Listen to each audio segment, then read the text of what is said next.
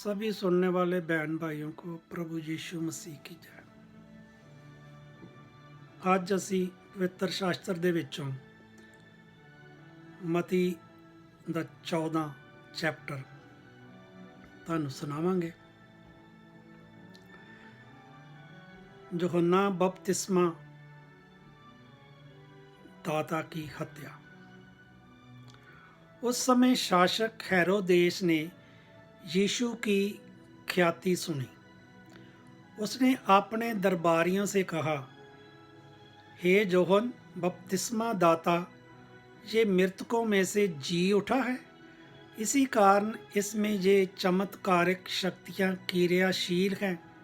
हेरोदेस ने अपने भाई फिलिप की पत्नी हेरोदेसिय के कारण यूहन्ना को गिरफ्तार किया और उन्हें बांधकर बंदी गृह में डाल दिया, क्योंकि यूहन्ना ने उससे कहा था, भाई की पत्नी को रखना आपके लिए उचित नहीं है। हेरोदेस यूहन्ना को मार डालना चाहता था, किंतु वह जनता से डरता था जो यूहन्ना को नबी मानती थी। हेरोदेस ने जन्म दिवस के अवसर पर हेरोदियस की पुत्री ने अतिथियों के सामने नृत्य किया और हेरोदेस को मुग्ध कर दिया। इसलिए उसने शपथ खाकर वचन दिया, जो कुछ तुम मांगोगी उसे मैं दे दूंगा। उसकी माँ ने उसे पहले से सिखा दिया था, इसलिए वह बोली, मुझे इसी समय थाली में यूहन्ना बपतिस्मा दाता का सिर दीजिए।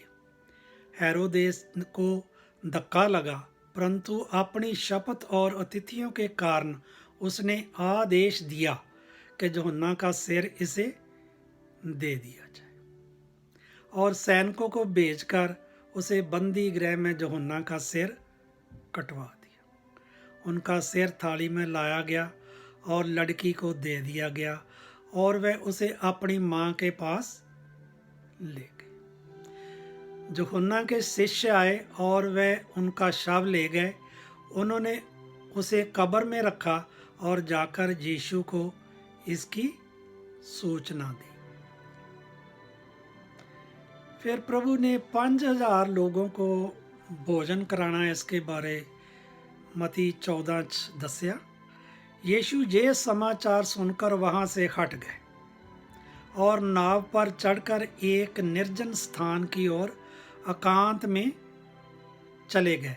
जब लोगों को इसका पता चला तब वे नगर से निकलकर पैदल ही उनकी खोज में निकल पड़े। नाव से उतरकर यीशु ने एक विशाल जनसमूह को देखा और उन लोगों पर तरस आया और उन्होंने उन रोगियों को स्वस्थ कर दिया। संध्या होने पर शिष्य उनके पास आकर बोले, ये स्थान निर्जन है और दिन ढल चुका है, आप इन लोगों को विदा कीजिए, जिससे वे गांव में जाकर अपने लिए भोजन खरीद लें। यीशु ने उत्तर दिया, उन्हें जाने की जरूरत नहीं, तुम लोग ही उन्हें भोजन दो। इस पर शिष्यों ने कहा, जे हमारे पास केवल 5 रोटियां और 2 मछलियां हैं। यीशु ने कहा, उन्हें यहाँ मेरे पास लाओ। यीशु ने लोगों को घास पर बिठा देने का आदेश दिया। तब उन्होंने 5 रोटियां और 2 मछलियां और आकाश की ओर आंखें उठाकर आशीष मांगी। तब उन्होंने रोटियां तोड़कर शिष्यों को दी और शिष्यों ने लोगों को। सबने खाया और वह खाकर तृप्त हो गए। शिष्यों ने बचे हुए टुकड़ों से भरी 12 टोकरियां उठाई। भोजन करने वालों में स्त्रियों और बच्चों के अतिरिक्त लगभग 5000 पुरुष थे। यीशु जेल पर चलते। इसके तुरंत बाद यीशु ने अपने शिष्यों को इसलिए बाध्य किया कि वह नाव पर चढ़कर उनसे पहले झील के उस पार चले जाएं, इतने में वह स्वयं लोगों को विदा कर देंगे। यीशु लोगों को विदा कर एकांत में प्रार्थना करके पहाड़ी पर चढ़े। संध्या होने पर वह वहाँ अकेले थे। नाव उस समय तट से 1-2 किलोमीटर दूर जा चुकी थी। वह लहरों से डगमगा रही थी क्योंकि वायु प्रतिकूल थी। रात के चौथे पहर यीशु झील पर चलते हुए शिष्यों की ओर आए। तब उन्हें यीशु को झील पर चलते हुए देखा। तब वे बहुत घबरा गए और ये कहने लगे कि ये कहते हुए ये कोई प्रेत है, डर से मारे चिल्ला उठे। यीशु ने तुरंत उनसे कहा, धैर्य रखो, मैं हूँ, डरो मत। पतरस ने उत्तर दिया, प्रभु, आप यदि आप ही हैं तो मुझे पानी पर अपने पास आने की आज्ञा दीजिए। यीशु ने कहा, आ जाओ। पतरस नाव से उतरा और पानी पर चलते हुए यीशु की ओर बढ़ा, किंतु वह प्रचंड वायु देखकर डर गया और जब डूबने लगा तो पुकार उठा, प्रभु मुझे बचाइए। यीशु ने तुरंत हाथ बढ़ाकर उसे थाम लिया और कहा, अल्प विश्वासी, तुमने संदेह क्यों किया? तुमने संदेह क्यों किया? दोनों नाव पर चढ़े और वायु थम गई। जो शिष्य नाव में थे वह शिष्यों के चरणों में गिर पड़े। जो नाव पर शिशु थे वह यीशु के चरणों में गिर पड़े। वह बोले, आप सचमुच परमेश्वर के पुत्र हो। गन्नेसरत नगर में रोगियों को स्वस्थ करना। वे पार उतरकर गन्नेसरत नगर के क्षेत्र में आए। वहाँ के लोगों ने यीशु को पहचान लिया और आसपास के सब गांवों में इसकी खबर फैला दी।